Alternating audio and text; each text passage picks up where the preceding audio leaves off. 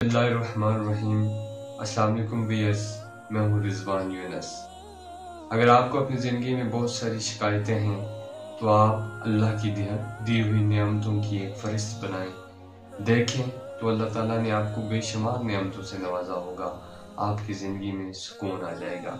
असल में हम अल्लाह की दी हुई नेमतों को गिनना ही नहीं चाहते, उनको शुमार ही नहीं करना चाहते, और कुछ छोटी मोटी परेशानियां लेकर हम दुखी होते हैं, उदास होते हैं, अल्लाह ताला से गिले शिकवे करते हैं। हम तो सिर्फ अपने चंद गिनी चुनी परेशानियां और कमी कोताहियां देखते हैं और नेमतों को तो हम भूल जाते हैं।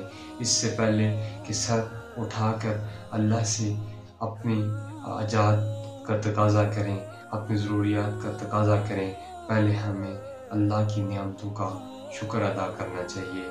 जब हम शुक्र अदा करेंगे, अल्लाह ताला हमें और देगा, हमें नवाजेगा। हमें शुक्र गुजारी सीखनी चाहिए, क्योंकि नाशुक्र आदमी ज़िंदगी में कभी खुश नहीं रह सकता। अल्लाह ताला से दुआ है, अल्लाह ताला हमें शुक्रगुजार बंदा बनाए, हमें खुश व रम ज़िंदगी नसीब फरमाए। वमा अलैना इल्लल बलाग।